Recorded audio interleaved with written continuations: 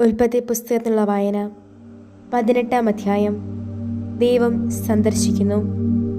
മാമ്രയുടെ ഓക്കുമരങ്ങൾക്ക് സമീപം കർത്താവ് അവന് പ്രത്യക്ഷനായി. ദിവസത്തിന് ചൂടേറിയപ്പോൾ അവൻ തൻ്റെ കൂടാരത്തിൻ്റെ വാതിൽക്കൽ ഇരിക്കുകയായിരുന്നു. അവൻ കണ്ണുകളുയർത്തി നോക്കിയപ്പോൾ ഇതാ 3 ആളുകൾ തനിക്കെതിരെ നിൽക്കുന്നു. അവരെ കണ്ട മാത്രയിൽ അവൻ അവരെ എതിരേൽക്കാൻ കൂടാരവാതിൽക്കൽ നിന്ന് ഓടിച്ചെന്ന് നിലം പറ്റി കുമ്പിട്ടു. അവൻ പറഞ്ഞു, യജമാനനെ, അങ്ങയുടെ ദൃഷ്ടികളിൽ ഞാൻ പ്രീതി കണ്ടെത്തിയെങ്കിൽ അങ്ങയുടെ ദാസനെ കടന്നു പോകരുതേ. കുറച്ച് വെള്ളം കൊണ്ടുവരട്ടെ. നിങ്ങളുടെ പാദങ്ങൾ കഴുകി മരച്ചുവട്ടിൽ വിശ്രമിച്ചാലും.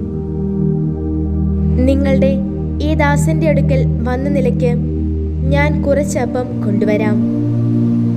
നിങ്ങളുടെ ഹൃദയം ഉന്മേഷമുള്ളതാക്കി യാത്ര തുടരാം. അവർ പറഞ്ഞു, നീ പറഞ്ഞതുപോലെ ചെയ്യുക. അബ്രാഹാം കൂടാരത്തിൽ സാറയുടെ അടുത്തേക്ക് കുതിച്ചു.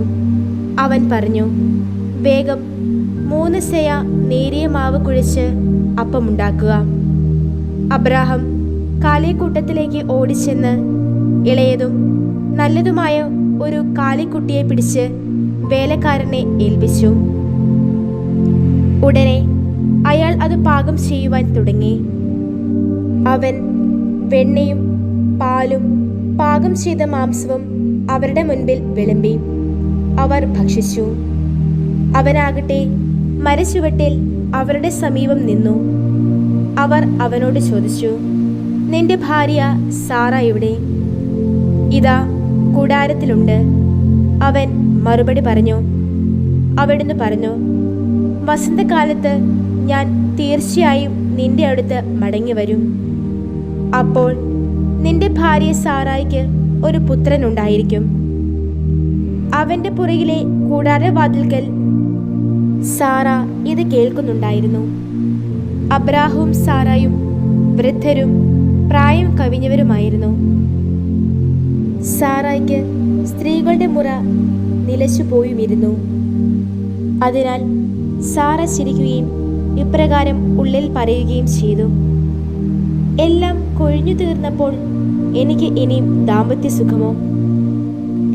എൻ്റെ ഭർത്താവോ വൃദ്ധൻ. കർത്താവ് അബ്രാഹത്തോട് ചോദിച്ചു, എന്തിനാണ് ഞാൻ വൃദ്ധനായിരിക്കുന്നു? വാസ്തവത്തിൽ ഞാൻ ഇനി പ്രസവിക്കുമോ എന്ന് ചോദിച്ചുകൊണ്ട് സാറ ചിരിക്കുന്നത്. കർത്താവിന് അസാധ്യമായി എന്തെങ്കിലുമുണ്ടോ? നിശ്ചിത സമയത്ത് വസന്തകാലത്ത് ഞാൻ നിന്റെ അടുത്ത് മടങ്ങി വരും. അപ്പോൾ സാറായ്ക്ക് ഒരു പുത്രൻ ഉണ്ടായിരിക്കും. ഞാൻ ചിരിച്ചില്ല എന്ന് സാറ കള്ളം പറഞ്ഞു. എന്തെന്നാൽ അവൾ ഭയന്നിരുന്നു. അവിടുന്ന് പറഞ്ഞു, അല്ല, നീ ചിരിക്കുക തന്നെ ചെയ്തു. സോദോം ഗെമോറായുടെ നാശം. അനന്തരം ആ വ്യക്തികൾ അവിടെ നിന്ന് എഴുന്നേറ്റ് സോദോമിന് നേരെ താഴേക്ക് നോക്കി. അവരെ യാത്ര അയക്കാൻ അബ്രാഹാം അവരോടൊപ്പം നടന്നു. കർത്താവ് ആത്മഗതം ചെയ്തു, ഞാൻ ചെയ്യാൻ പോകുന്നത് അബ്രാഹത്തിൽ നിന്ന് മറച്ചു വെക്കേണ്ടതുണ്ടോ? അബ്രാഹാം നിശ്ചയമായും മഹത്വവും ശക്തവുമായ ഒരു ജനതയായി തീരും. ഭൂമിയിലെ ജനതകളെല്ലാം അവനിലൂടെ അനുഗ്രഹിക്കപ്പെടും. ഞാൻ അവനെ തിരഞ്ഞെടുത്തിരിക്കുന്നത് അവൻ തൻ്റെ മക്കളെയും പിന്മുറക്കാരെയും അനുശാസിക്കുവാനും അതുവഴി അവർ നീതിയും ന്യായവും പ്രവർത്തിച്ച് കർത്താവിൻ്റെ മാർഗം പാലിക്കുവാനും, അങ്ങനെ കർത്താവ് അബ്രാഹത്തെക്കുറിച്ച് പറഞ്ഞിട്ടുള്ളവ അവരിൽ പൂർത്തിയാക്കാനുമാണ്. കർത്താവ് പറഞ്ഞു, സോദോമിൻ്റെയും ഗെമോറായുടെയും രോദനം തീവ്രവും അവരുടെ പാപം അതീവ ഗുരുതരവുമാണ്. അവർ പ്രവർത്തിച്ചിരിക്കുന്നതൊക്കെയും എൻ്റെ പക്കലെത്തിയ രോദനം പോലെ തന്നെയാണോ എന്നു കാണുവാൻ ഞാൻ ഇറങ്ങിച്ചെല്ലട്ടെ. അങ്ങനെയെങ്കിൽ എനിക്കറിയാമല്ലോ. ആ വ്യക്തികൾ അവിടെ നിന്ന് തിരിഞ്ഞ് സോദോമിന് നേരെ നടന്നു. അബ്രാഹാമാകട്ടെ അപ്പോഴും കർത്താവിന് മുൻപിൽ തന്നെ നിലകൊണ്ടു. അബ്രാഹാം അടുത്തു ചെന്ന് ചോദിച്ചു, ദുഷ്ടനോടൊപ്പം നീതിമാനെയും അങ്ങ് തുടച്ചു നീക്കുമോ? ആ നഗരത്തിനുള്ളിൽ 50 നീതിമാന്മാരുള്ള പക്ഷവും അങ്ങ് അതിനെ തുടച്ചു നീക്കുമോ? അവിടെയുള്ള ആ 50 നീതിമാന്മാരെ പ്രതി ആ പ്രദേശത്തോട് ക്ഷമിക്കില്ലേ? ദുഷ്ടനോടൊപ്പം നീതിമാനെയും സംഹരിക്കുക, ഇങ്ങനൊരു കാര്യം ചെയ്യുക എന്നത് അങ്ങിൽ നിന്ന് അകന്നിരിക്കട്ടെ. നീതിമാനും ദുഷ്ടനും ഒന്നുപോലെയാകുകയെന്നതും അങ്ങിൽ നിന്ന് അകന്നിരിക്കട്ടെ. ഭൂമി മുഴുവൻ്റെയും വിധികർത്താവ് നീതി പ്രവർത്തിക്കാതിരിക്കുമോ? കർത്താവ് അരുൾ ചെയ്തു, സൊദോമിൽ ആ നഗരത്തിനുള്ളിൽ 50 നീതിമാന്മാരെ ഞാൻ കണ്ടെത്തുന്ന പക്ഷം അവരെ പ്രതി ഞാൻ ആ പ്രദേശത്തോട് മുഴുവൻ ക്ഷമിക്കും. അബ്രാഹാം മറുപടിയായി പറഞ്ഞു, ഇതാ ഞാൻ എൻ്റെ നാഥനോട് സംസാരിക്കാൻ തുനിഞ്ഞല്ലോ. ഞാനാകട്ടെ പൊടിയും ചാരവും. ഒരു പക്ഷേ നീതിമാന്മാർ 50-ന് 5 കുറവ് വന്നാൽ ആ 5-നെ പ്രതി നഗരം മുഴുവൻ അങ്ങ് നശിപ്പിക്കുമോ? അവിടെ അരുൾ ചെയ്തു, 45 പേരെ ഞാൻ അവിടെ കണ്ടെത്തുകയാണെങ്കിൽ നശിപ്പിക്കുകയില്ല.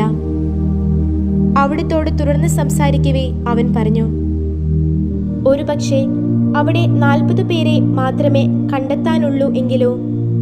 അവിടുന്ന് അരുൾ ചെയ്തു, ആ 40-നെ പ്രതി ഞാനത് ചെയ്യുകയില്ല. അവൻ പറഞ്ഞു, എൻ്റെ യജമാനൻ കോപിക്കരുതേ, ഞാൻ പറഞ്ഞുകൊള്ളട്ടെ. ഒരു പക്ഷേ അവിടെ 30 പേരെ മാത്രമേ കണ്ടെത്തുന്നുള്ളൂ എങ്കിലോ? അവിടുന്ന് അരുൾ ചെയ്തു, അവിടെ ഞാൻ 30 പേരെ മാത്രമേ കണ്ടെത്തുന്നുള്ളൂവെങ്കിൽ ഞാനത് ചെയ്യുകയില്ല. അവൻ പറഞ്ഞു, ഇതാ ഞാൻ എൻ്റെ യജമാനനോട് സംസാരിക്കാൻ തുനിഞ്ഞല്ലോ.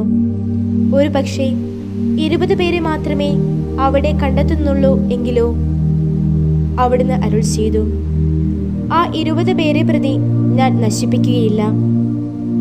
അവൻ പറഞ്ഞു, എൻ്റെ യജമാനൻ കോപിക്കരുതേ, ഈ ഒരു പ്രാവശ്യം കൂടി ഞാൻ പറഞ്ഞുകൊള്ളട്ടെ.